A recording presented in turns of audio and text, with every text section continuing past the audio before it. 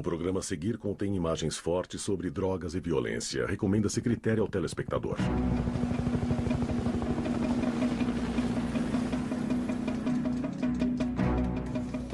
Uma grande carreira branca abre seu caminho até a América do Norte.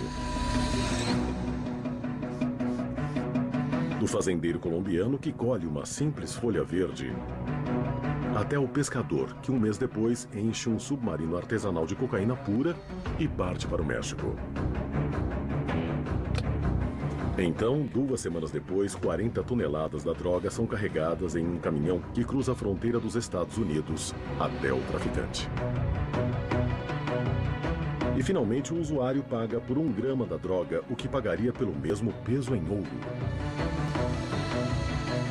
Ao ser consumida, a cocaína contribui para uma indústria que gera anualmente 30 bilhões de dólares, está fora de controle e transforma a fronteira sul dos Estados Unidos em uma das regiões mais perigosas do planeta. Cocaína, história entre linhas.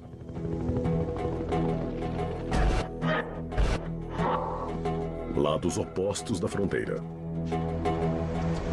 As cidades na fronteira do México são extraordinariamente violentas.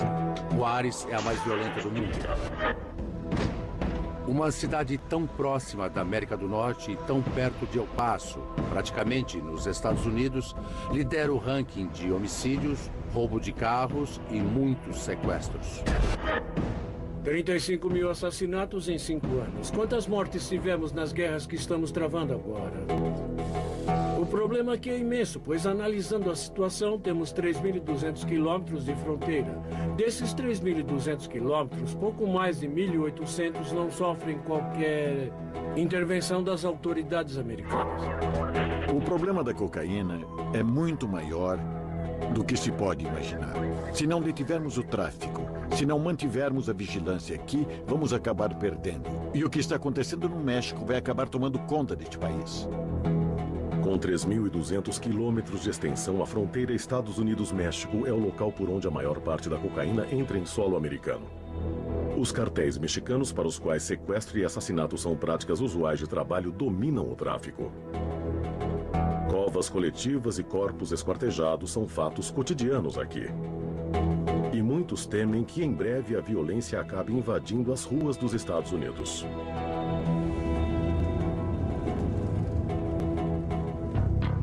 Parte 1. A fronteira. São 7h30 da manhã de uma segunda-feira e nós recebemos um telefonema sobre um possível homicídio na periferia de Culiacán. E isso mostra como homicídios podem acontecer a qualquer hora, a qualquer dia, em qualquer lugar. No momento, o México está no meio da pior guerra do narcotráfico de todos os tempos. Estamos lutando em Sinaloa, estamos lutando na fronteira, mas grande parte das drogas vem de Sinaloa, porque o cartel de Sinaloa é historicamente a maior organização criminal desta nação. Com a pressão do governo, este cartel desencadeou uma guerra civil. O império implodiu. Esta aqui é uma das cidades mais violentas do planeta. Nós temos cerca de 5 mortes todos os dias. E em muitos destes homicídios são usadas armas como a AK-47, a R-15, e assim como os criminosos, muitos civis também são atingidos.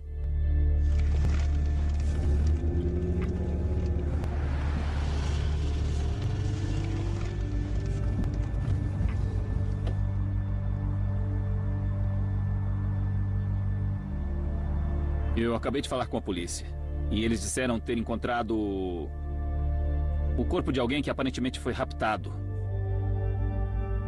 torturado e executado friamente. Nesta vítima a gente pode ver como suas mãos foram amarradas para trás e sua cabeça coberta.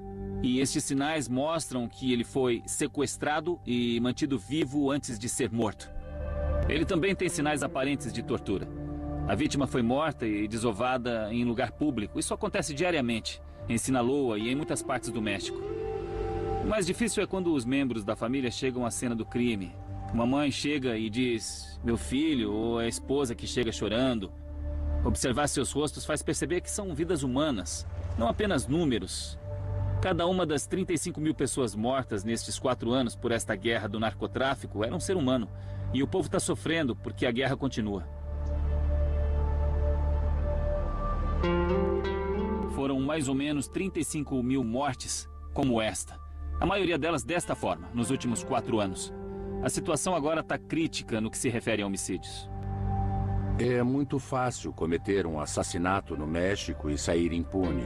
Somente 2% dos homicídios são elucidados e punidos. Hoje, segundo estatísticas do governo mexicano, 71% do território do país são controlados pelo crime organizado e pelos cartéis de drogas.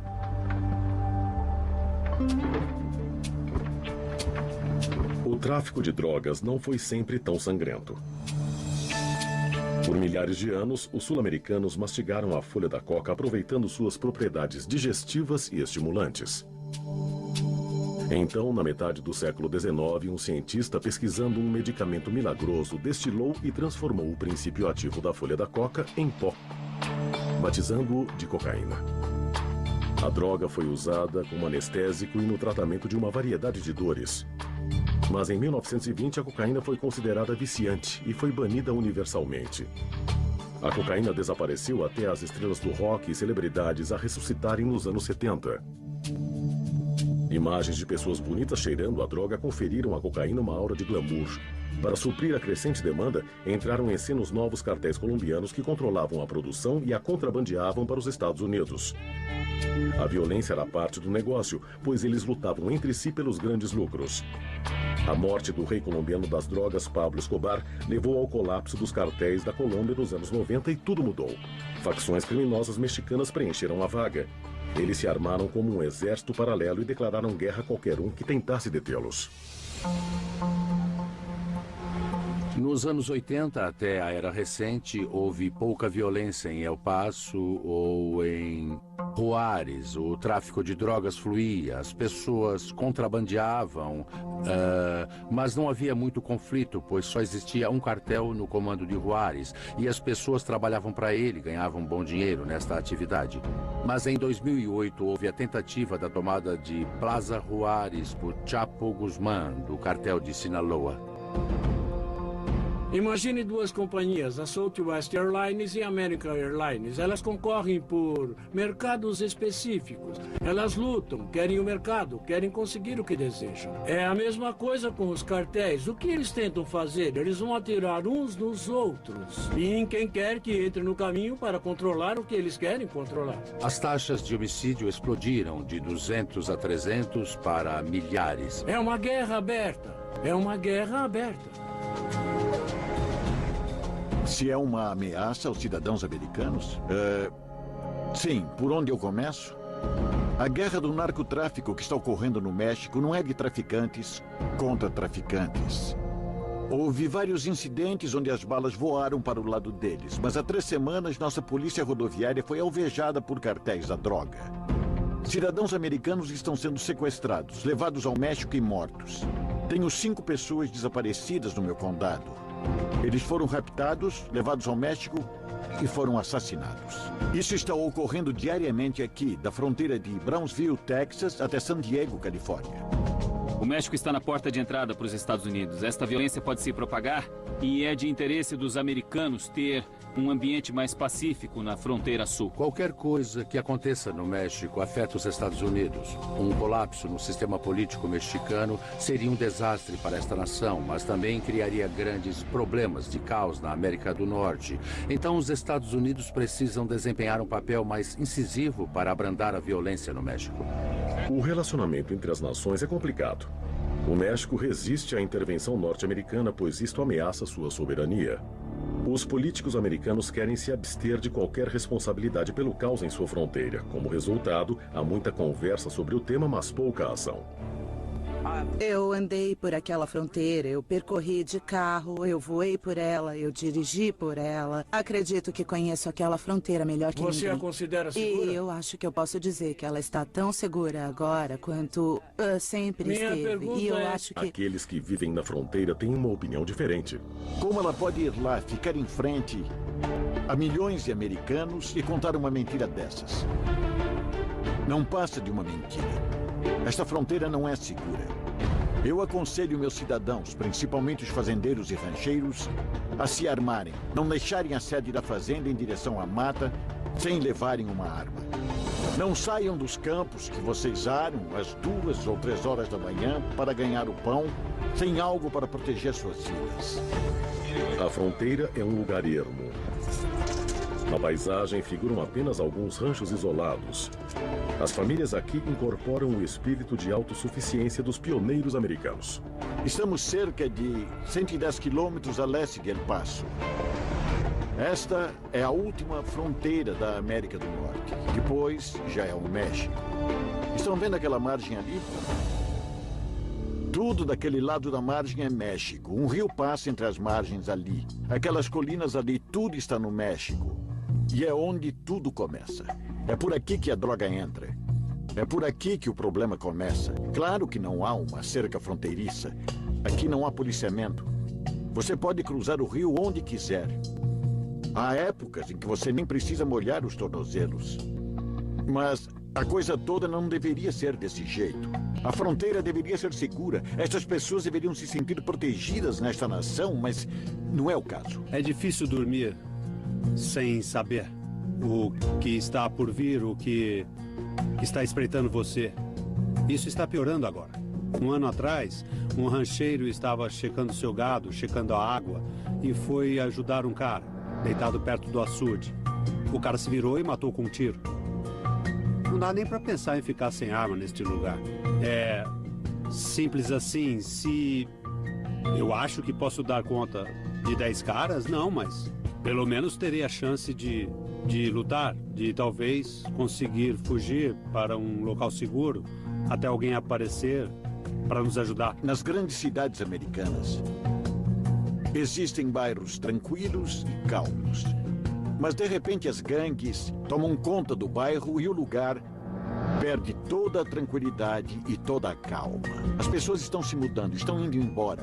Elas não querem participar disso. A vida como a conhecíamos acabou por causa desses cartéis. Eles arruinaram tudo para todos.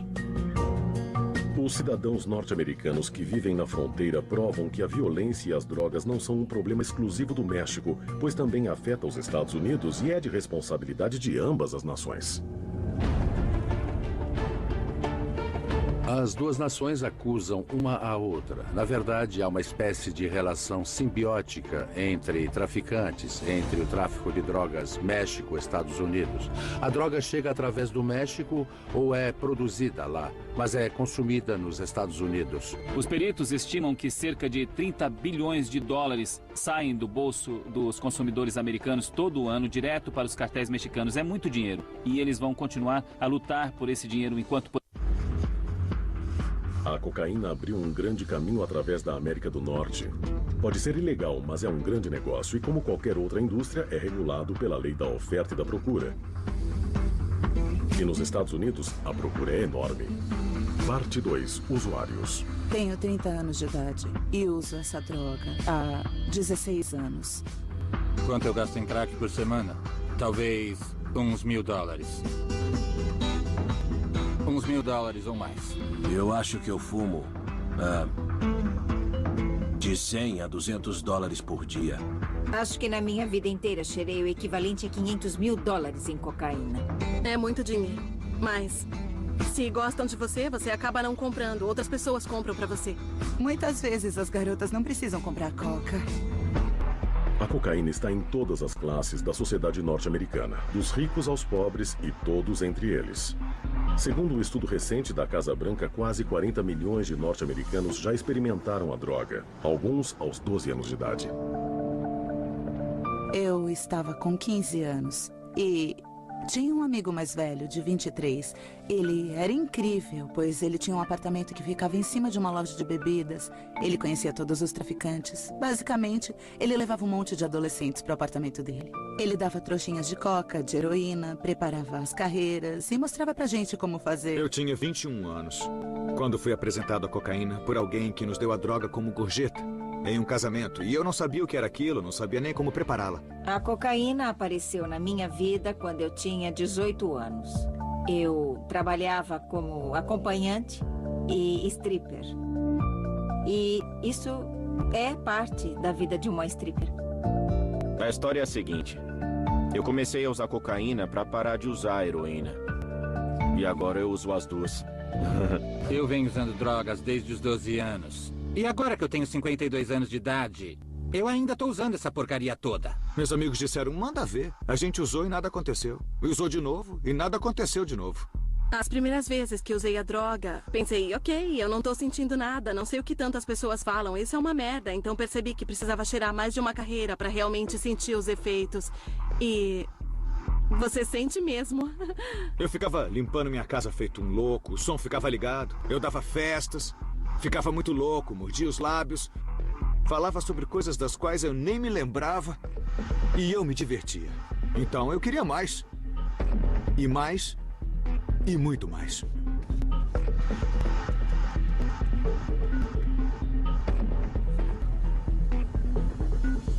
Eu tenho uma mesa de jantar de vidro escuro.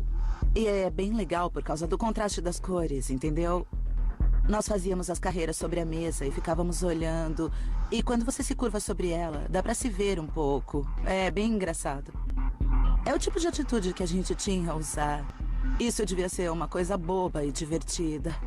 São 3 as principais formas de consumir cocaína. A mais comum é inalar ou cheirar a droga. Para cheirar a coca, você pode fazer um monte ou uma carreira. Você pode pegar uma chave de carro, enfiar a chave na trouxinha e dar uma cheirada. Você pode formar carreiras finas com a droga. É isso que eu faço, é o que a maioria das pessoas faz. Pega a trouxa de coca, joga um pouco sobre a mesa, faz as carreiras, pega uma nota de $1 e lá vem ela pra dentro. Às vezes é difícil manter toda a cocaína no nariz, e então você pensa, ok, eu tô quase lá, então... E ela desce pela garganta. Você cheira e aí leva uns 2 ou 3 minutos até o efeito bater. E aí você fica num humor ótimo. Você se sente bonita, sente que está no topo do mundo, fica mais ousada, faz coisas que normalmente não faria. Aí você tá na boate e depois de cheirar muita coca boa e uma música de balada começa. Então, são 3 minutos e meio de pura curtição. E isso não é legal? A droga é polêmica há séculos. Sigmund Freud achava que era a cura para tudo, incluindo malária, histerismo, flatulência, dores de cabeça, depressão e alcoolismo. Freud também usava a cocaína como estimulante sexual. Em uma carta, Freud aconselhou a noiva a não resistir a ele, dizendo: quem você acha que é mais forte? Uma garota delicada que não come o suficiente ou um homem grande com cocaína no corpo? Cheirar é rápido, fácil, pode ser feito em quase todo lugar. Mas por levar tempo até atingir a corrente sanguínea, o efeito é abrandado. Então, algumas pessoas injetam a coca. Ela flui mais rápido, o efeito é mais forte. Antes de tirar a agulha do corpo, eu já sinto o gosto da coca na boca. Injetando a droga, você fica mais alto com menos cocaína. Esse aqui é o recipiente onde eu coloco a água para encher a seringa. Isso aqui é para colocar cocaína. E aí, usando um cotonete comum, você tira o algodão da ponta. O algodão é para tirar todas as impurezas misturadas na droga. Eu acho que de 30% até 40% é o máximo que dá para tirar de impurezas. Injetar cocaína não é uma prática utilizada pela maioria, mas é popular para alguns personagens da ficção. Sherlock Holmes aplicava em si uma solução de 7% de cocaína sempre que se encontrava entediado ou depressivo. Uma vez que você supera o medo de injetar a droga, depois disso você não consegue parar mais. Há outra forma de consumir cocaína, fumando. Esta versão da droga é chamada de crack.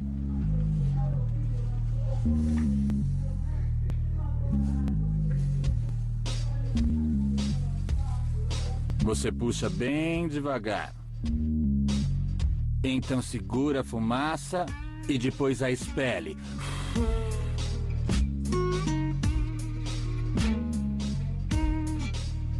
E então, a cocaína te pega de jeito. Para produzir o crack, a cocaína é misturada ao fermento de pão e água para então ser aquecida. Há duas razões para se fazer essa droga. Pedras de crack podem ser vendidas em porções pequenas e baratas, e fumá-lo traz um efeito imediato e avassalador. Mas as consequências podem ser devastadoras. Esta droga afeta as pessoas de forma diferente. Alguns mudam a personalidade, outros ficam paranoicos, outros ficam quietos. Alguns querem limpar a casa inteira. Ficam ativos. Depende da qualidade da cocaína. Se for ruim, a coisa pega. Esta droga afeta a sua vida. Você não fuma o pó, porque o pó não traz o mesmo efeito que a cocaína transformada em crack traz. Nós que usamos o crack gostaríamos de tê-la na forma mais pura. Em alguns minutos, se a cocaína for boa, os espasmos vão começar. Os espasmos normalmente ocorrem após o consumo do crack e eu estou começando a perder o controle da minha boca, se puder notar. No momento, eu estou um pouco tenso. É isso. Tenso. Não consigo controlar meus pés e tudo está saindo fora do meu controle agora.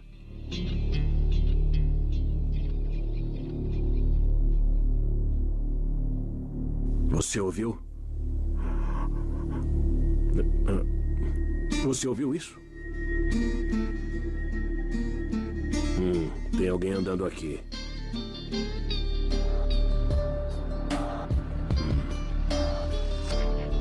O efeito são 15 minutos de glória. Depois eu preciso fazer tudo de novo.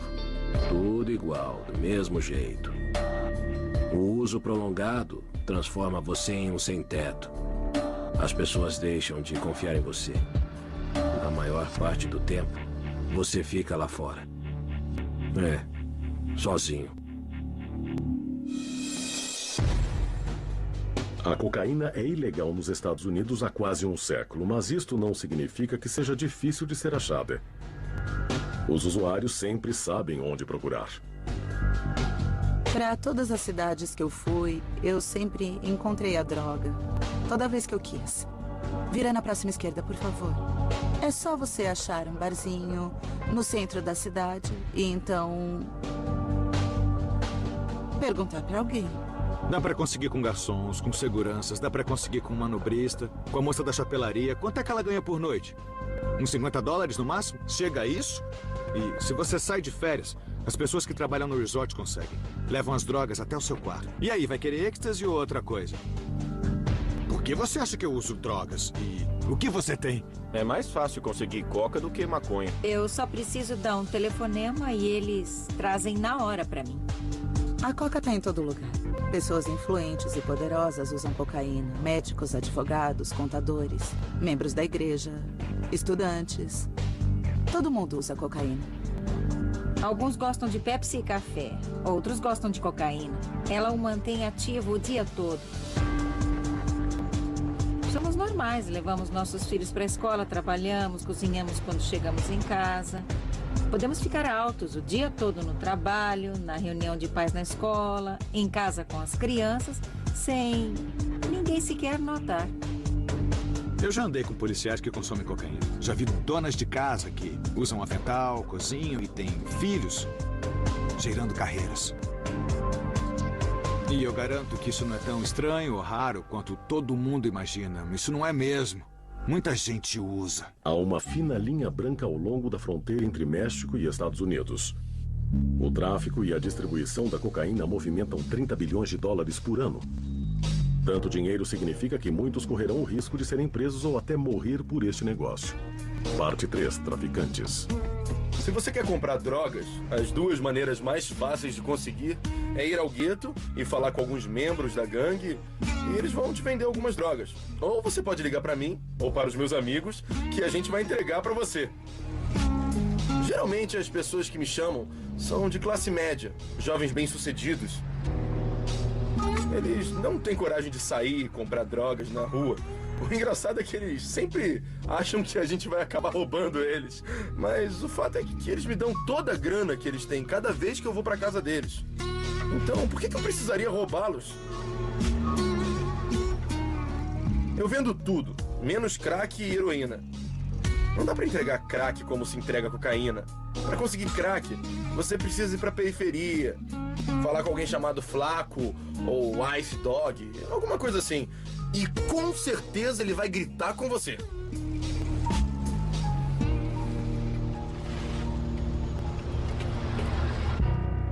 A cocaína sempre foi um meio rápido de ganhar dinheiro. Mas quando o crack surgiu nos anos 80, os lucros triplicaram do dia para a noite.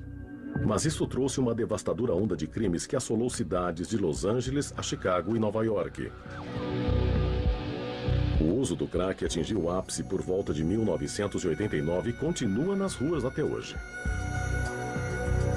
Há muito lucro no crack. Só para ter uma ideia, hoje 1 quilo de cocaína aqui em Chicago é vendido a $27.500. Depois de produzir o crack, cortá-lo e embalá-lo, eles terão 12 mil pedras. Depois a pedra é vendida a $10 cada uma. Do quilo de coca que eles compraram a $27.500, eles vão acabar fazendo $120 mil. Eu cresci neste bairro. Então, muitas pessoas que frequentaram a escola comigo, eu tive que prender por estarem envolvidas com o crack. Geralmente, quando você procura crack, encontram em cidades do interior. Miami, Los Angeles, Chicago, Nova York, sempre em bairros pobres. Por $10, você fica louco.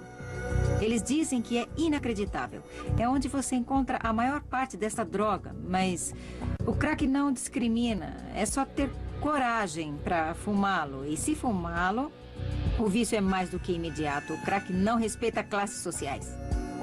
O primeiro nome do alvo é desconhecido e o sobrenome também. Ele atende pelo apelido de Reno. O alvo geralmente sai de casa entre... O crack é um grande problema em Chicago e nos subúrbios. Prisões são feitas o tempo todo, mas os policiais mal conseguem dar conta. A polícia de Country Club Hills recebeu uma denúncia recente sobre um traficante de crack operando em uma casa do bairro. Eles estão se preparando para invadir. Estão prontos? Se eles tentarem correr para o banheiro, alguém precisa invadir o banheiro. Se um deles correr para lá, vamos invadir o banheiro imediatamente. Repita, qual a sua tarefa? Eu pego o ariete e arrombo a segunda porta. Gus, qual é a sua tarefa? Entrar. Sua tarefa? Invadir para surpreender. Todos prontos? Todo mundo aqui. Ok, peguem o equipamento. Tudo bem. Já pegaram? Já. Ok. Para que a missão seja bem sucedida, os policiais precisam agir rápido. Eles precisam invadir a casa antes que o suspeito tenha tempo para reagir, seja destruindo as drogas ou pegando uma arma. Qualquer atraso pode ter consequências fatais. Estoura a fechadura, depressa! Polícia, mandado de busca, pro chão! Vamos lá, abaixem-se! Abaixem-se! Mãos pra trás! Porta da frente! Vamos! Mãos pra trás! Polícia, mandado de busca! A casa tem porão? Não tem ninguém! Tem um porão aqui? Aqui também não! Porão, vamos! Vamos! Eu sei que alguém me dedurou. Isso não acontece assim. Entendeu o que eu digo, cara? Isso não acontece assim. Eu sei que alguém me dedurou. Porão limpo! Não tem ninguém aqui! Tá tudo limpo. Aqui também não! Tudo limpo. Você tem direito de ficar calado. Tudo que disser poderá ser usado contra você. Na verdade, eu tinha uma operação tranquila. Não era como nos anos 80 ou 90, em que tinha que ficar na esquina. Isso era antes, quando os celulares eram grandes e caros. Então precisávamos ficar na esquina. Eu não preciso fazer isso agora. Então, se você for comprar drogas comigo... Se for comprar drogas comigo, é assim, cara. Você liga no meu celular. E me fala o que quer. Aí me encontra no quarteirão. Você liga enquanto estiver chegando no bairro. Eu já tô fora antes mesmo de você ligar, entendeu? Eu fico andando por aí. Olha, cara, eu tenho 1,97 m, então você vai me ver. Entendeu? Aí eu fico andando até te ver. Aí eu entro no carro. Não passa de mão em mão. Eu entro dentro do carro. Você me larga no próximo quarteirão. Assim eu posso ver quando você vai embora. Eu não sei o que você vai fazer quando partir, mas eu posso vê-lo seguindo pelo quarteirão. E também posso ver se não tem polícia vindo desse lado. É o mais tranquilo possível. Muitos se esquecem de que a cocaína um dia já foi legal e amplamente utilizada. No final do século XIX, um químico italiano fez um vinho popular de cocaína chamado Mariani, que foi apreciado pela Rainha Vitória e pelo Papa.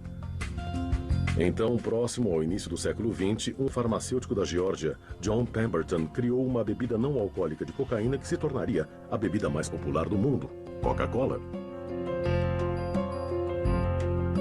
Mas a cocaína não estava presente só em bebidas. Ela vinha em comprimidos e até cigarros. O Congresso proibiu a droga em 1914 e tornou ilegal sua venda e distribuição. Hoje, se você for pego vendendo cocaína ou crack, irá para a prisão. Acabou. Pra mim chega de vender crack, maluco. Não dá nem pra fazer isso. Eu nem posso... Tem muito dedo duro por aí. Pra eu acabar como? A polícia de Chicago realiza anualmente mais de 40 mil prisões por drogas, mas o ritmo das vendas nunca parece diminuir. É uma coisa constante. Todos os dias a polícia cumpre mandados de busca por drogas. Em algum lugar de Chicago e subúrbios. Todos os dias. Com a mesma rapidez com que os tiramos das ruas, outro traficante ocupa a mesma casa e começa... A cocaína viaja em uma direção, norte. Começando nos confins da América do Sul, a droga abre caminho rumo ao norte até os Estados Unidos. A última parada antes de chegar às ruas é o grande traficante. Ele é o que tem mais a perder e também é o elo mais perigoso do processo. Existem vários tipos de traficantes, mas, na minha opinião, podem ser classificados em duas categorias. Aqueles que precisam de empilhadeiras e os que não precisam. Eu sou um traficante com uma empilhadeira e um caminhão. Parte 4. Distribuidores. Na minha vida, fiz pelo menos 20 milhões de dólares. Um dia típico para mim era abrir às 4 da manhã e vender drogas até umas 9 da noite. Era como ir a um posto de gasolina, encher o tanque e pagar a conta. Filas. Filas de pessoas querendo comprar. Aquilo era tudo. Não tínhamos feriado. No Natal vendíamos drogas. Ano Novo vendíamos drogas. Páscoa vendíamos drogas. 4 de julho vendíamos drogas. Isso é pra destacar só uma coisa boa. A melhor coisa em vender cocaína é o dinheiro, com certeza. É o dinheiro. Eu tô falando de uma soma em que é necessário pagar pessoas pra contar pra você. 30, 40 mil por dia. É muito dinheiro.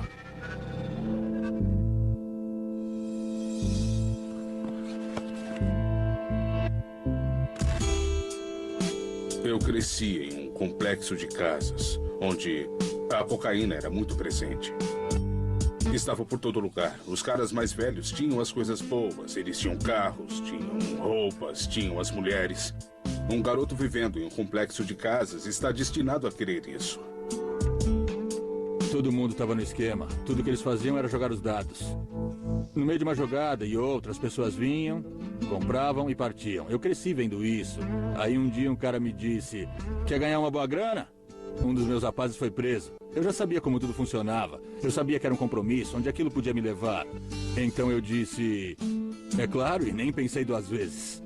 Eu observei, ouvi os caras mais velhos e aprendi que precisava ser um traficante bem-sucedido.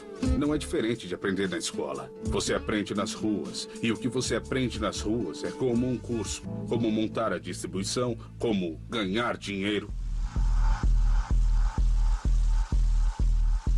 O negócio é com certeza competitivo.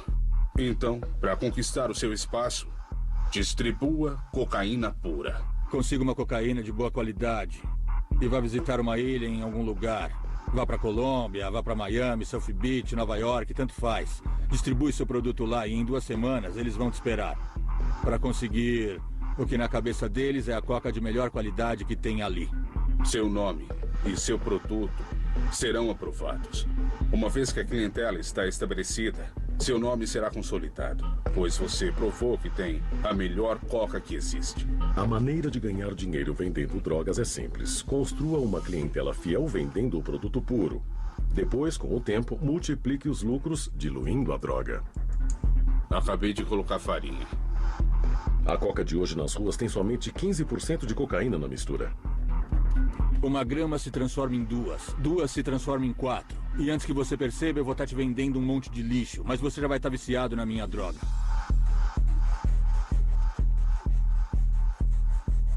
É assim que se agrega valor à cocaína. Os lucros são mais altos. O resto é a mesma coisa. Todo mundo faz isso, dos maiores aos menores. O traficante de rua vem e compra 3 frascos. Então ele vai abrir os frascos, diluir a droga e colocá-la de volta nos frascos. Ele a vende por $60, fica com 30 e ainda tem mais $30 para comprar mais coca. Por isso, diluir a coca é tão importante. Um grande traficante pode arrecadar $40 mil por dia. Mas esta vida não é fácil. O risco de ser preso é uma constante. Por isso, todos os envolvidos no negócio da cocaína trabalham para manter suas identidades em segredo. O que todo mundo faz é manter tudo separado. Eu vendo para os meus clientes, então eu compro a minha droga de alguém, entendeu? Eu não sei de onde esse cara consegue a droga dele. Os meus clientes também não sabem de onde eu consigo a minha. É mais ou menos como a Al-Qaeda funciona. É como uma venda em rede. Dessa forma, se um dia eu for preso, eu só vou poder entregar um cara. Eles podem pegar esse cara e ele vai entregar mais um, entendeu? É mais ou menos assim. Eu trabalhava com mais de 60 pessoas. Dessas 60 pessoas, talvez 3 soubessem o que realmente acontecia. O resto achava que sabia o que estava acontecendo. Porque se você ganha dinheiro em grande escala, fica paranoico. Acha que está todo mundo de olho em você. Você nunca sabe de onde o inimigo virá. Você quer se proteger, não quer ganhar esse dinheiro e morrer. Quer pegar e viver bem. Você acorda de manhã e sai pela porta sem saber o que vai encontrar. Pode ter um ladrão esperando para te pegar. Alguém que quer se apossar do pequeno império que você construiu e tomar o seu lugar. Incluindo a polícia. Quando eles dormem, você tem que estar acordado. Era assim com a divisão de narcóticos. Nós íamos lá e tirávamos fotos dos carros que usavam. Tínhamos comunicação via rádio, tínhamos scanners para ouvi-los conversando. Anotávamos os turnos deles na delegacia. Havia vários esconderijos de drogas. 5 esconderijos em um prédio, 5 em outro, 5 em outro. Porque eu sempre preciso estar um passo à frente. A pior coisa no negócio de tráfico é que a pressão é muito grande. Sempre tem possibilidade de você cair. E você pode cair feio se não tiver sorte, sacou? É um grande risco ser traficante. Na média, as pessoas são presas antes de conseguir $10 mil neste ramo. Isso não é um jogo para um cara comum. O nome do jogo é Polícia e Ladrão. Eu sou o ladrão. Você é a polícia. Prenda-me se puder. Mas vou avisar. Eu não tenho medo de puxar o gatilho. Se eu te pegar, você já era.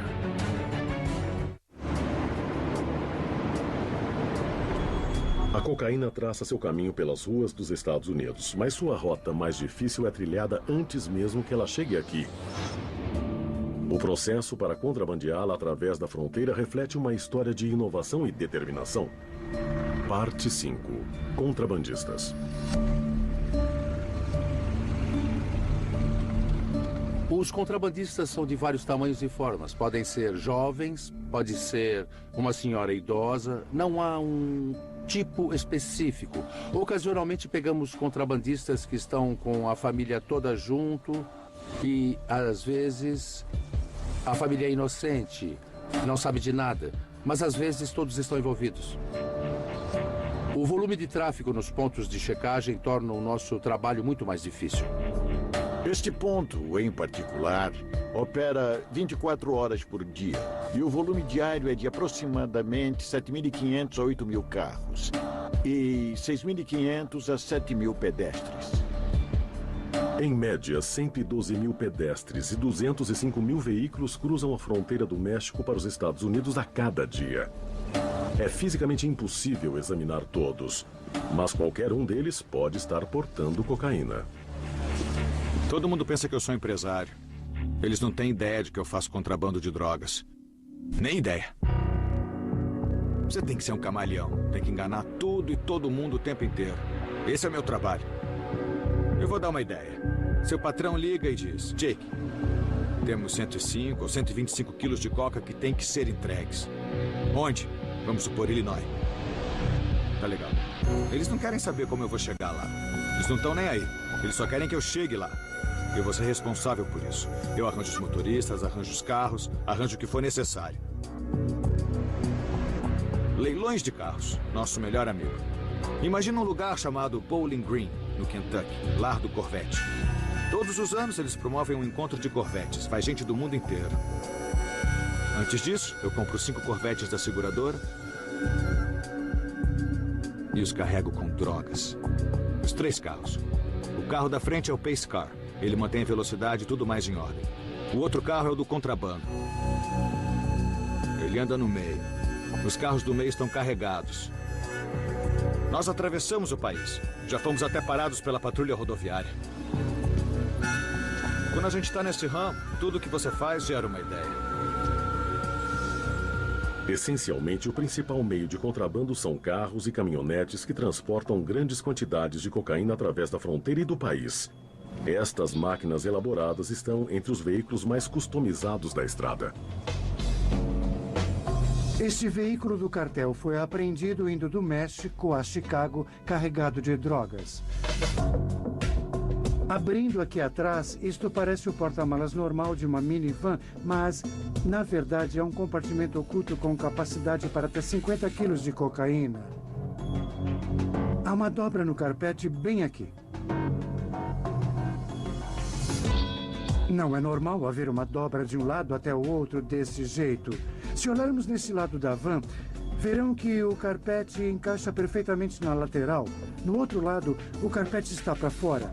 Se olharmos embaixo da van, há uma caixa construída debaixo do porta-malas que vai além, muito além do step. O step está cerca de 15 centímetros mais baixo do que deveria. Para um policial treinado, é um indicador de que há um compartimento oculto no veículo. Os compartimentos secretos precisam de 2 dispositivos para serem operados. Os cartéis fazem de propósito, pois não querem que os compartimentos sejam abertos acidentalmente por outros criminosos e menos ainda pela polícia. Este veículo precisa estar funcionando e desembaçador traseiro ligado. Então, há 2 botões ocultos na área de carga. Os botões secretos deste carro estão escondidos debaixo do carpete para que não sejam detectados pelos policiais. Se pressionarmos um botão, a porta do compartimento oculto se abre. Há uma área de carga que se estende por 1,20 m embaixo do assoalho do porta-malas. Dentro do veículo, quando abordado, havia 50 quilos de cocaína. 50 quilos de coca dá mais de 100 libras de droga. É mais ou menos a quantidade que preencheria uma lata de lixo comum. Eu já ganhei muito dinheiro fazendo isso. E já perdi muito dinheiro. Em 4 meses, perdi $256 mil no cassino. Isso foi num cassino. E eu era VIP em muitos cassinos. Antes do 11 de setembro, eu costumava usar os aeroportos. Era tão simples, tão ridículo. Tínhamos roupas adaptadas. Fazíamos isso quando o tempo era curto. Já cheguei a levar 5 quilos de uma vez, de avião. Mas isso foi nos bons e velhos tempos. Os bons e velhos tempos. Mas como dizem, nada dura para sempre. Tem uns que ainda usam aviões, mas na maioria das vezes é um trabalho interno. O contrabando através de aviões ficou mais difícil depois do 11 de setembro, mas ainda é feito. O suborno aos oficiais da segurança torna isso possível. As pessoas que carregam a droga são chamadas de mulas. Elas são apenas uma engrenagem da máquina que opera em ambos os lados da lei. Eu já trouxe muita coca. Já estive em meio a muita coca e conheci alguns traficantes. Conheci melhor alguns deles e um dia me perguntaram se eu queria viajar para eles e trazer algumas drogas. E eu disse que sim. Uma pessoa me conseguiu o passaporte e agendou a viagem. Nós fomos a Amsterdã em 4 ou 5 garotas, direto para um hotel. Ficamos lá cerca de 5 dias. Nós saímos, compramos alguns sapatos, fizemos compras e voltamos ao hotel. Não tínhamos permissão para deixar a área do hotel. Eles pegaram os sapatos e os levaram para uma oficina, onde foram abertos, preenchidos com droga e selados novamente. Os sapatos pareciam nunca terem sido tocados, como se tivessem acabado de sair da caixa. Depois foram embalados e trazidos por nós de avião aos Estados Unidos. Pegamos táxis separados e uma pessoa nos recebeu em um lugar. Fomos ao depósito de drogas. Eles pesaram a droga para se assegurar de que ninguém estava drogado, de que ninguém havia roubado um pouco para uso pessoal. Recebemos a outra metade do nosso dinheiro e fomos cuidar de nossas vidas e esperar um novo telefonema, avisando quando iríamos de novo. É um negócio muito bem estruturado. A polícia na fronteira, a alfândega, guardas no aeroporto, todos são pagos. Até os detetives da narcóticos nos Estados Unidos. Eu realmente acredito que todo mundo tem um preço. Na economia de hoje, isso tá pior. Sabem como eles têm agentes na patrulha da fronteira? Antes tinha uns 2 ou 3 na folha de pagamento. E dizíamos a eles, vamos mandar para vocês um carro preto, uma caminhonete preta, seja lá o que for. As pessoas não percebem que é um engodo. Eles pegam o que eles sabem. Geralmente, quando eles pegam algo maior, um caminhão com 2 toneladas de coca ou coisa assim, é porque alguém não pagou. O governo norte-americano apreende quantidades diferentes de cocaína de ano para ano. Em 2005, eles pegaram 58 toneladas. Em 2009, o volume caiu para menos de 20. Os traficantes alegam que parte da droga foi entregue deliberadamente. Às vezes mandamos um cara passar pela alfândega sabendo que o veículo vai ser apreendido. O cara não sabe disso, cai numa cilada. Mas ele não tem antecedentes. Checamos antes. Vai ser preso como muro. A polícia não vai pedir cooperação. Ele não vai aceitar, vai se calar e cumprir sua pena. Vai pegar 2 anos no máximo. Algumas pessoas recebem uma boa quantia em dinheiro para cair, permitindo que a maior parte das drogas entre. Os traficantes pagam os advogados. Você será preso e uma fiança será estabelecida. Eles o tirarão de lá, pagarão 25 mil por um advogado e talvez pegue umas 150 horas de serviços comunitários. Ele mostra lealdade e recebe em lealdade. Ele vai ter um emprego eterno, contanto que eu esteja no jogo. Tudo se resume a dinheiro. Você é muito bem pago. E isso é o que o mantém no ramo. Os traficantes pagam aos seus empregados grandes somas em dinheiro para garantir a lealdade. A ameaça de morte garante o silêncio, mas nem sempre. Se as pessoas perdem a vida, perdem. Todos os dias. Mas não perdem a vida porque perderam o carregamento. A maioria perde a vida porque fala demais. É isso que está errado na sociedade atual. Não existe mais lealdade no jogo. É por isso que você vê o que está acontecendo na fronteira. Antes era assim, minha família respeita a sua, você cuida da sua área, eu cuido da minha. Minha família vê você ganhando mais dinheiro do que eu, minha família vai tentar impedir isso. É assim que é hoje.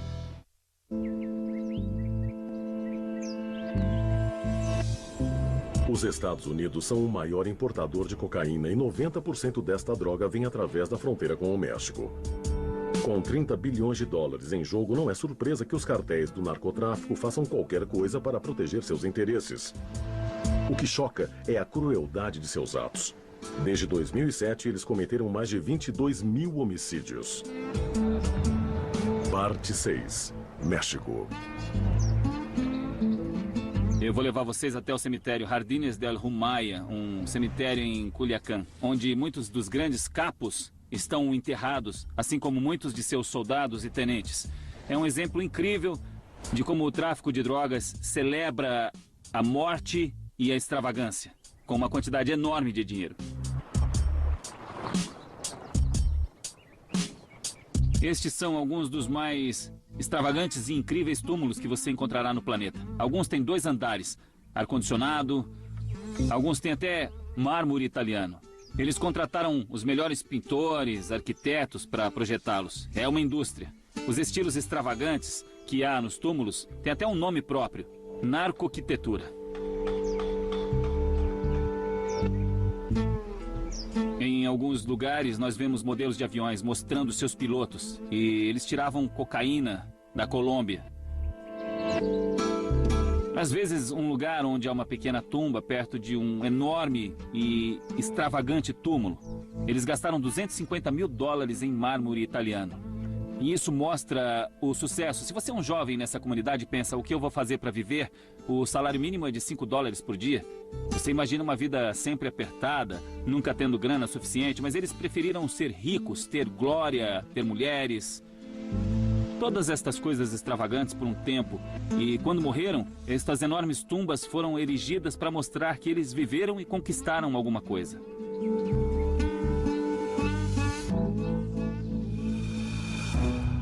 Muitos desses túmulos são feitos de mármore italiano e climatizados com ar-condicionado. Mas neste modesto jazigo está um dos mais execráveis traficantes da história. Sua morte em 2009 levou a um dos atos mais ultrajantes de vingança na história do tráfico de cocaína. Entre os capos ou chefões neste cemitério, o mais rico e poderoso foi Arturo Bertrand Leyba. Ele fez bilhões de dólares contrabandeando cocaína colombiana para o México e para os Estados Unidos. E parte do plano de combate ao narcotráfico travado pelo presidente Felipe Calderón é tentar derrubar os chefões ou capos. As forças de segurança se focaram em Arturo Bertrand Leyba. Eles buscaram informações com agentes americanos do DEA. Eles passaram informações para os soldados mexicanos. Os soldados atacaram um complexo de apartamentos, mas Arturo Beltrán recusou-se a entregar. Ele estava com 5 de seus homens. Eles atiravam pelas janelas, jogavam granadas. No final, Arturo caiu, mas foi durante a batalha um dos soldados mexicanos foi baleado e morto. Os soldados mataram Arturo Beltrán e seus 5 homens. Após sua morte, alguém mexeu no corpo de Arturo Bertrand Leyba. Decorou o corpo dele com notas de dólar e permitiu que fotógrafos entrassem e tirassem fotos como forma de humilhação.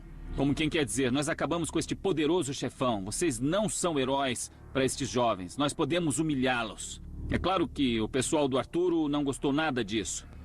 No tiroteio, um soldado mexicano morreu baleado. No dia seguinte, o presidente lhe prestou uma homenagem durante o sepultamento. Na cerimônia, atiradores surgiram do nada e mataram a mãe, a tia, o irmão e a irmã do soldado. A mensagem era: se mexerem com a gente, nós vamos acabar com a sua família inteira. Execuções sumárias como o assassinato da família do soldado refletem uma mensagem de terror impossível de ser ignorada. Os últimos alvos foram os jornalistas que os reis do tráfico quiseram calar, impedindo-os de comentar seus crimes sangrentos.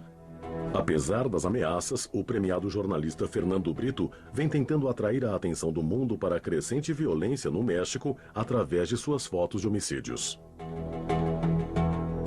É assustador, pois não parece nem um pouco seguro e há certos limites que não ultrapassamos, pois sabemos que após esta linha qualquer coisa pode acontecer. Então, este trabalho não é nem um pouco fácil, pois lá fora só existe insegurança e perigo.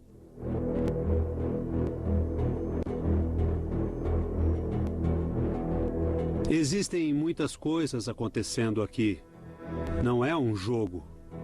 Nós tentamos não interferir no negócio do tráfico, mas se coisas acontecem, são notícias e nós temos de publicar.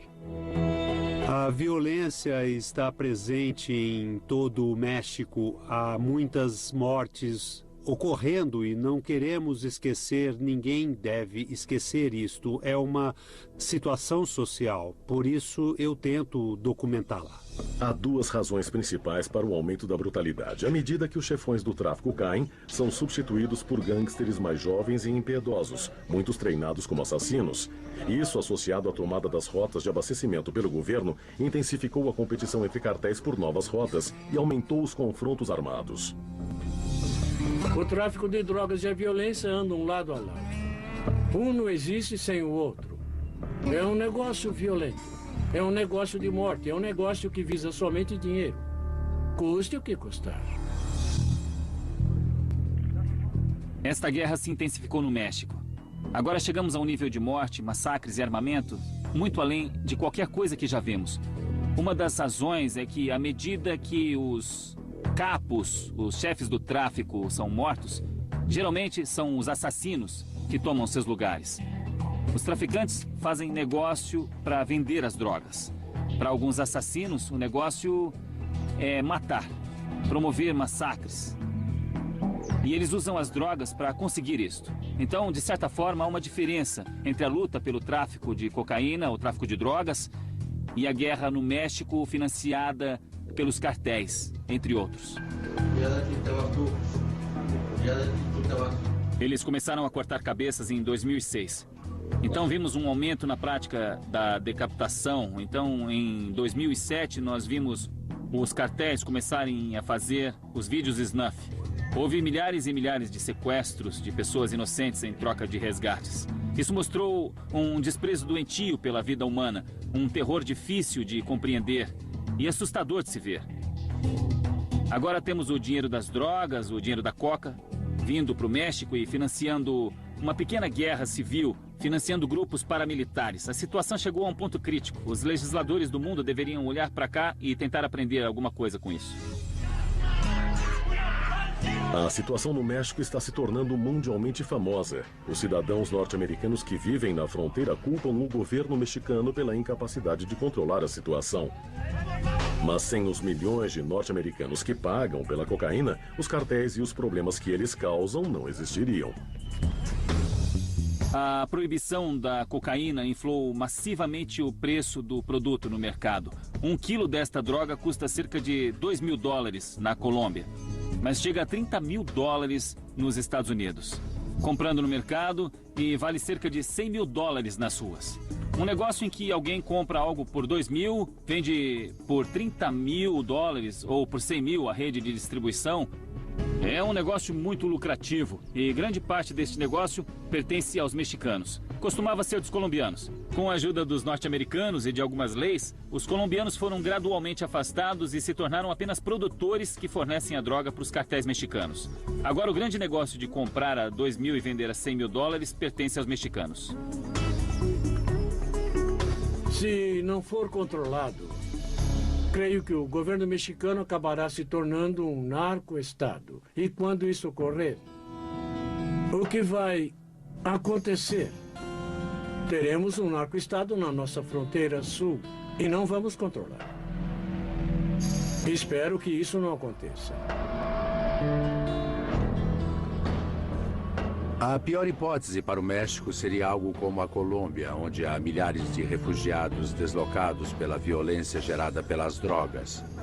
Há partes enormes do país totalmente controladas pelos cartéis do narcotráfico. Isso está começando a ocorrer, já está ocorrendo no México. Há também um sistema político que realmente não consegue controlar o território nacional, pois boa parte dele é controlado por guerrilheiros e por cartéis de drogas. O pior cenário para o México seria os cartéis ficando cada vez mais fortes e a violência aumentando cada vez mais e mais. Houve 15.000 homicídios aqui no ano passado. E se fossem 50.000 em um ano? Isto realmente abalaria a sociedade mexicana.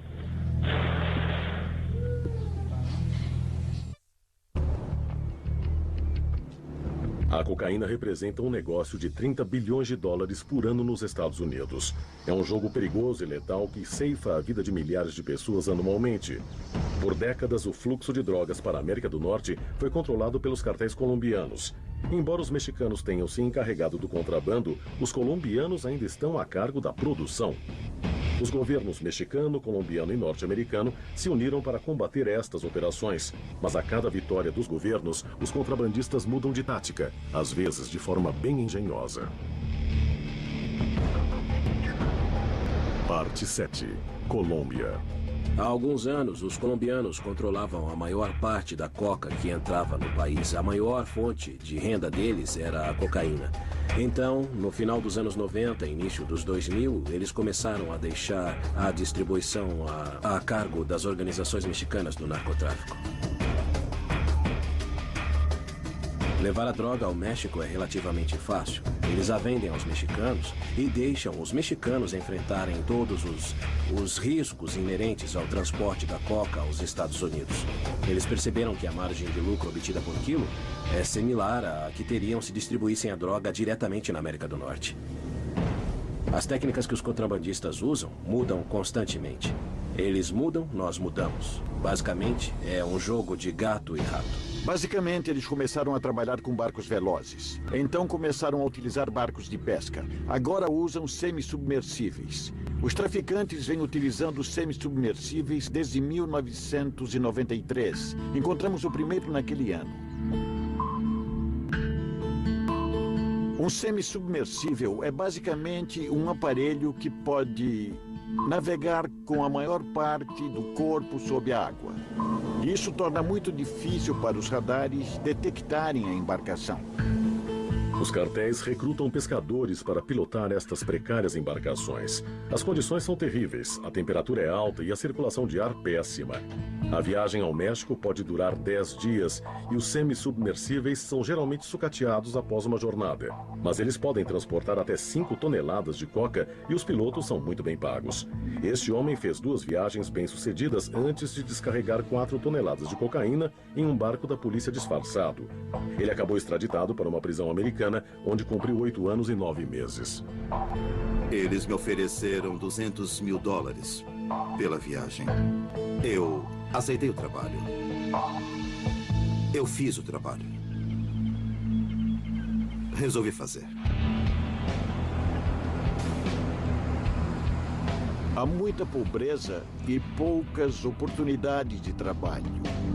Então é muito fácil para os cartéis conseguirem convencer estas pessoas a entrar no jogo.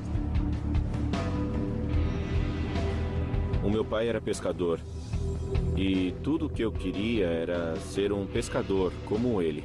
Mas o problema na Colômbia é o combate do governo aos traficantes de droga. Eles não criam trabalho para o povo. Eu quero comprar uma casa para minha família e dar boa educação para os meus filhos também. Mas a única maneira que encontrei de fazer isso foi traficando drogas. A primeira vez que eu tentei, eu fui pego e cumpri 7 anos em uma prisão norte-americana. Mas tudo que eu estava tentando fazer era sustentar a minha família. A pessoa que está na embarcação não é o traficante, é alguém que precisa de dinheiro para poder alimentar os filhos em casa. Este é o grande problema social. As pessoas são tão necessitadas que se veem forçadas a fazer isso, pois não há outro recurso. E o governo não ajuda em nada. São os cartéis que ganham dinheiro. É isso que acontece. O cara que faz a viagem, esse não ganha nada. Não ganha absolutamente nada.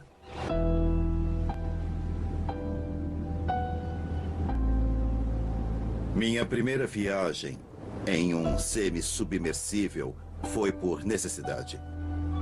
Eu fiz essa viagem porque eu precisava de tratamento médico para minha esposa, que sofria de epilepsia. Ela estava muito doente. Foi uma jornada de 12 dias em que não se via nada, absolutamente nada. Eu era guiado pelo GPS.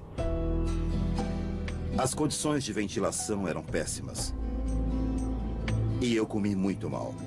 Eu fiz uma viagem de 2.400 quilômetros da Guatemala até o México, onde um barco pesqueiro de atum norte-americano pegou a carga de 3 toneladas de cocaína. Deste ponto em diante, ficamos à mercê da vontade dessas pessoas, à disposição do que quiseram fazer com a gente. O primeiro semi-submersível foi capturado nas águas da Costa Rica em 2006.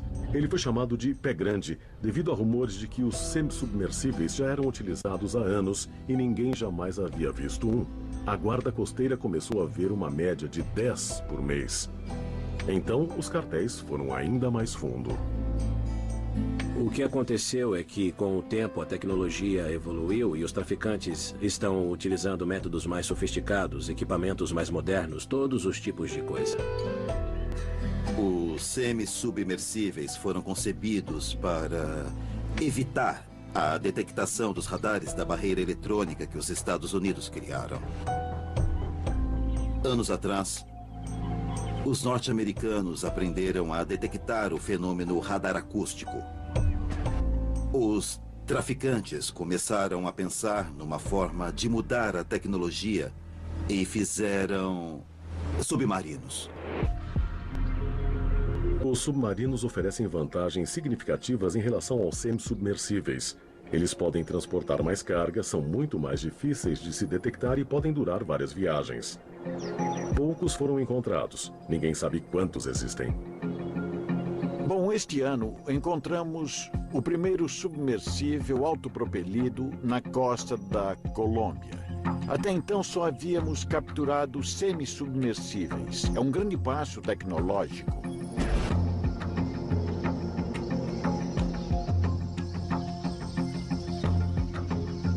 para a construção dos submarinos. Engenheiros norte-americanos e ex-pilotos de submarinos vieram e ensinaram os traficantes a construir estas embarcações com tecnologia russa. O custo de um submarino gira em torno de 2 milhões de dólares. Calculamos isto com base em informações e materiais que eles utilizam. Uma viagem pode render aproximadamente 49 milhões de dólares para essas pessoas. É fácil, é muito fácil pagar o submarino. A verdade é que nesta guerra a mudança é constante. Os narcotraficantes tentam se adaptar, agir contra as autoridades. É como um jogo de xadrez. Nós tentamos estar sempre à frente deles.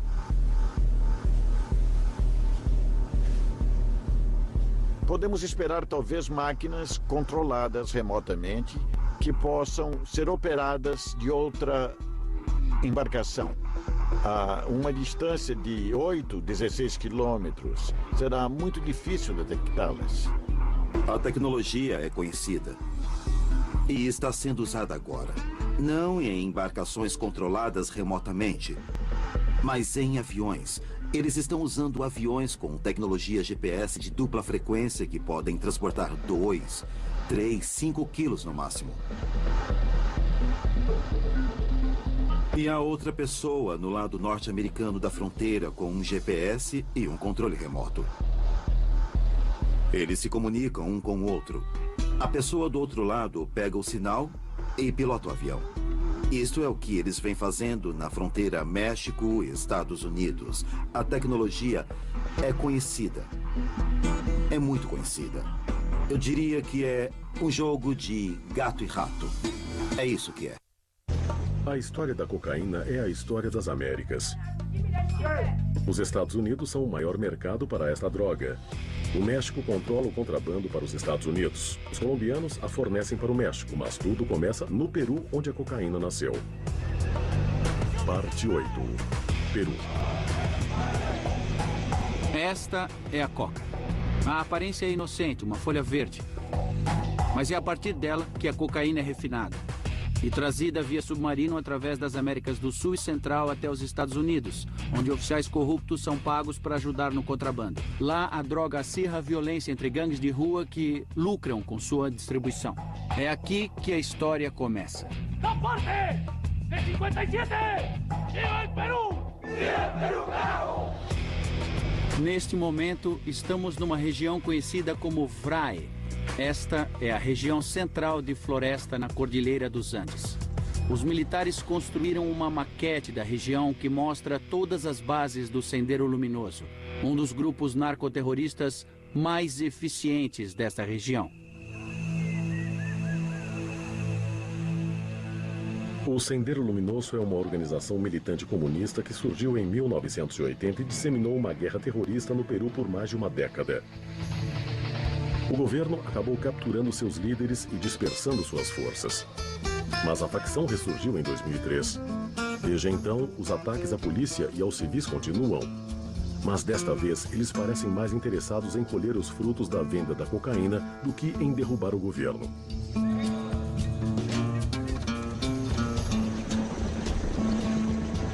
O Vale VRAE é importante por várias razões. Geograficamente, é perfeito para o cultivo da coca, o princípio ativo da cocaína.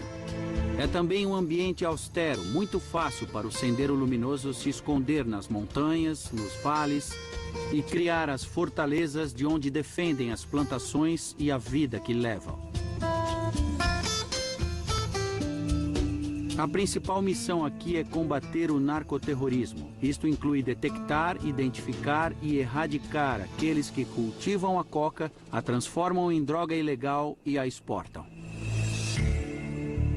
Este é o Forte Pichari, a linha de frente na luta peruana contra os produtores de cocaína. O forte é o lar de 300 soldados cujas unidades de comando patrulham a selva ao redor em busca de laboratórios de cocaína. Ontem à noite recebemos a informação de que há alguns laboratórios de refino ao sul daqui. Nós vamos pegar o helicóptero e, em conjunto com as unidades de comando em terra, sobrevoaremos um dos laboratórios, onde eles processam a coca in natura e a transformam em cocaína. A coca vem sendo usada há séculos nesta região, por suas propriedades medicinais, curativas, em rituais espirituais. Também é usada comercialmente como aditivo para comida, doces, balas, muitas finalidades. Não é ilegal cultivar a planta. O proibido é refiná-la e transformá-la em cocaína, uma atividade que o governo peruano gasta milhões de dólares tentando erradicar. Entretanto, eles não queimam estes campos, pois eles sustentam a região inteira. Este povo não pode cultivar outra coisa, pois teriam que levar o produto até onde o mercado está. A diferença aqui é que o mercado vem até eles. O helicóptero faz a patrulha. A aterrissagem é o instante em que os soldados ficam mais vulneráveis e é neste momento que o Sendeiro Luminoso costuma atacar com armas pesadas. A unidade então é transferida para um hovercraft e desce o rio até o alvo.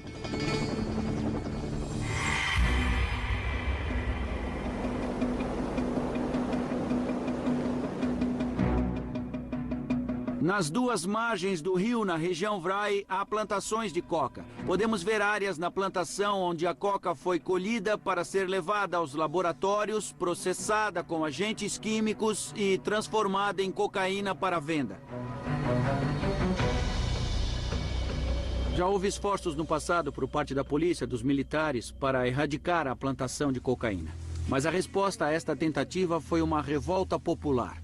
Os militares estão fazendo o melhor que podem para equilibrar a balança do que é ilegal, do que é legal e do que impede que as pessoas que vivem nesta região morram de fome. Uma vez no destino, a unidade age rápido. A tensão permanece alta até que a área esteja devidamente segura.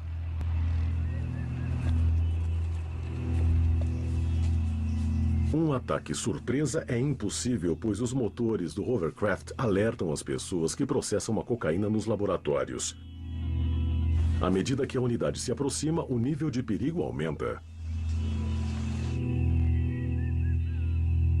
Este é o local de maceração. Esta área é muito valiosa, é muito bem vigiada.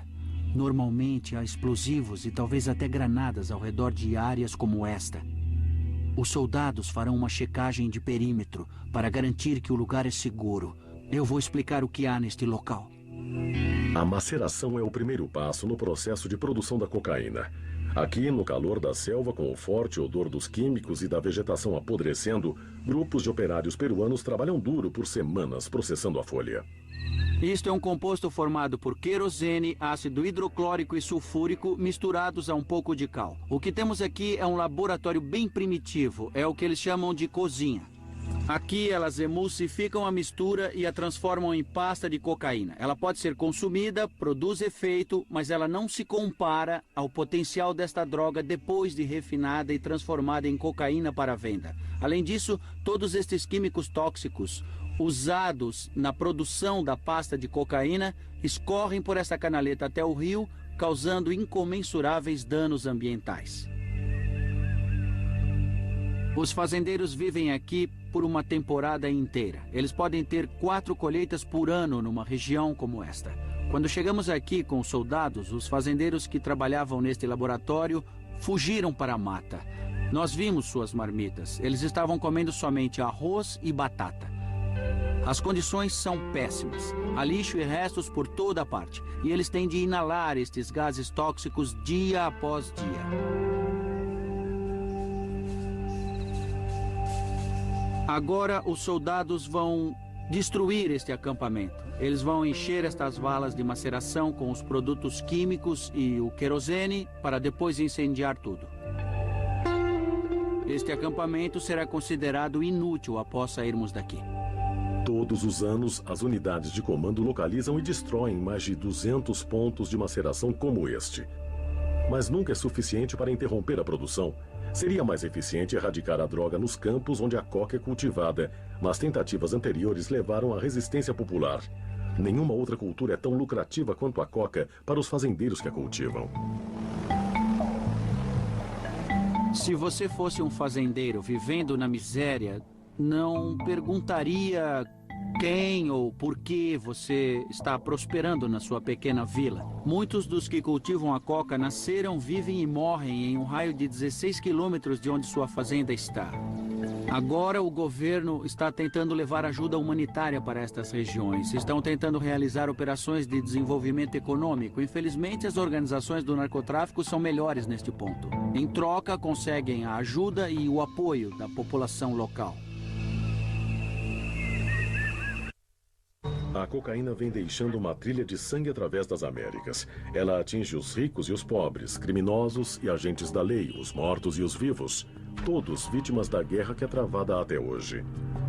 Junho de 1971. O presidente Richard Nixon declara guerra às drogas. 2 anos depois, cria a Drug Enforcement Administration. Em 40 anos, já gastamos $1 trilhão, 40 milhões de prisões foram feitas e ainda assim, a cada 18 segundos, alguém é pego comprando ou vendendo drogas nos Estados Unidos. Senhoras e senhores, eu gostaria de resumir para vocês a reunião que acabei de ter com os partidos e líderes. Eu comecei a reunião com esta declaração que acredito que precisa ser feita à nação. O inimigo público número 1 dos Estados Unidos é o uso de drogas. Para combater e derrotar este inimigo, é necessário criar uma nova ofensiva. Eu pedi ao Congresso para providenciar a autoridade legislativa e os fundos para financiar este tipo de ofensiva. Esta será uma luta mundial, mas para termos uma força bem-sucedida, precisamos de mais dinheiro. Consequentemente, peço ao Congresso $155 milhões em novas verbas. Caso o dinheiro seja liberado, e eu deixo claro para os líderes que, se não for o suficiente, que se nós pudermos usar mais investimentos serão feitos. Parte 9. A guerra às drogas. Eu tenho um nervo pinçado no meu braço. É uma paralisia, segundo o médico. É um pequeno entorpecimento. Eu posso ter atingido uma veia do jeito errado ou lesionado um nervo ou algo assim. Eu não sei, mas eu já me acostumei com isso.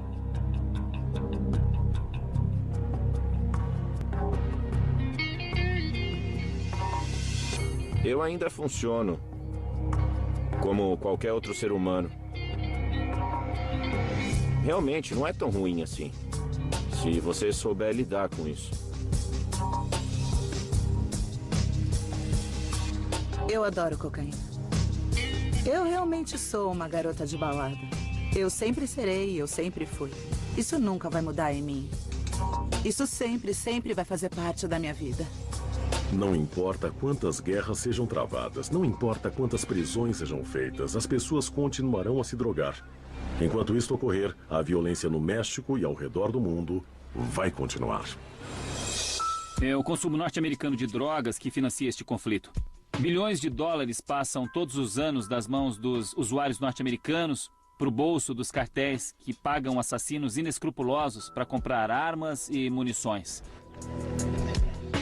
Mas novamente é a falha dos legisladores que permite que isto ocorra.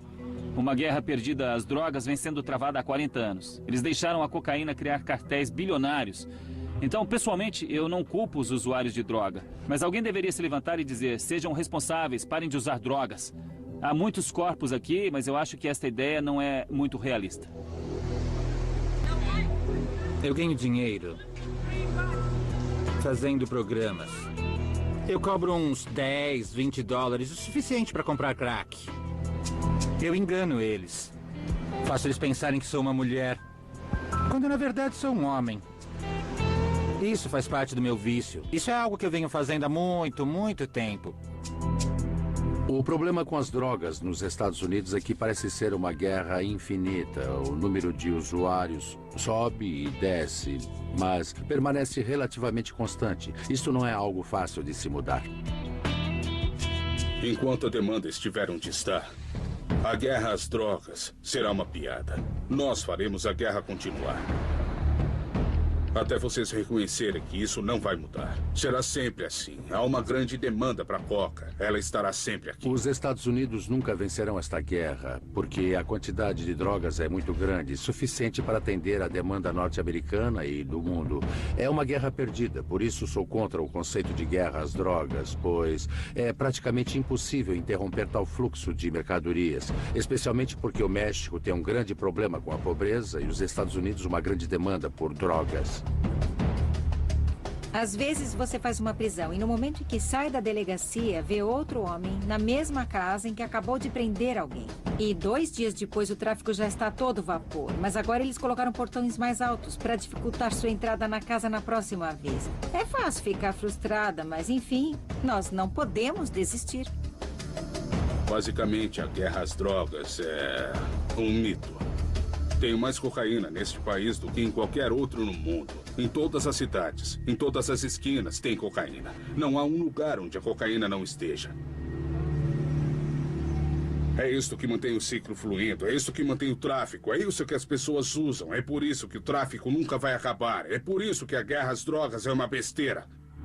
Dos mais altos aos mais baixos e todos no meio, só queremos uma única coisa: dinheiro. Eu já disse pra você sair daqui. No momento eu tô me preparando para sair e trabalhar. Na verdade, eles vão me adorar, porque tá ficando escuro lá fora, então eles não vão poder dar uma boa olhada em mim. Tô linda! Mas hoje, querido, eu vou fumar uma bela pedra. Vou fumar uma bela pedra. São 40 anos de guerra das drogas que eles falharam em vencer. Agora, muitos na América Latina e nos Estados Unidos se perguntam como podem elaborar leis que impeçam que bilhões e bilhões de dólares a cada ano acabem nas mãos dos assassinos e traficantes dos cartéis de droga do México. Os Estados Unidos e o México estão essencialmente juntos em um casamento disfuncional que não podemos abandonar. Estamos condenados a viver juntos. O narcotráfico no México não pode sobreviver sem a demanda norte-americana e as autoridades políticas do México sabem disso. Então, de uma forma bizarra, o tráfico de drogas é benéfico para os dois países e cria uma relação parasitária, simbiótica entre os dois. Mas o problema é que a maior parte do sofrimento causado pelo narcotráfico ocorre no México por causa da luta pelo controle desta lucrativa atividade. Eu acredito mesmo que existem maneiras de vender a droga sem matar as pessoas. Se então você escolher matar pessoas para vender a droga, eu não vou influenciar ninguém a fazer essa escolha. Quando há 35 mil homicídios relacionados ao narcotráfico todo o ano, quando há covas coletivas com 183 pessoas, quando há grupos de 50 homens armados percorrendo vilas com metralhadoras e bazucas, você precisa se preocupar seriamente. Não é precipitado dizer que precisamos nos preocupar com a eclosão de uma guerra civil no México. E quando isso acontecer, teremos de olhar e enfrentar uma situação de urgência. Precisamos tentar resolver o problema e mudar a legislação que tem perpetuado este problema. Para resolver o problema da cocaína nos Estados Unidos, vocês têm que reconhecer que, até agora, não fizeram nada. E até poderem voltar à mesa e criar uma solução ou um plano melhor, o problema sempre existirá. Toda vez que eu prendo alguém, fico feliz porque sinto que estou fazendo a diferença. Tenho a esperança de que estou, sabe, evitando que o filho de alguém caia nas garras do crack. Nós precisamos continuar a luta até encontrar uma solução. Qual é a solução? Honestamente, eu não sei. Uma palavra final com relação à responsabilidade do presidente. Eu sempre hesito muito em trazer novas responsabilidades à Casa Branca, pois já há muitas aqui e acredito em delegar essas responsabilidades aos departamentos.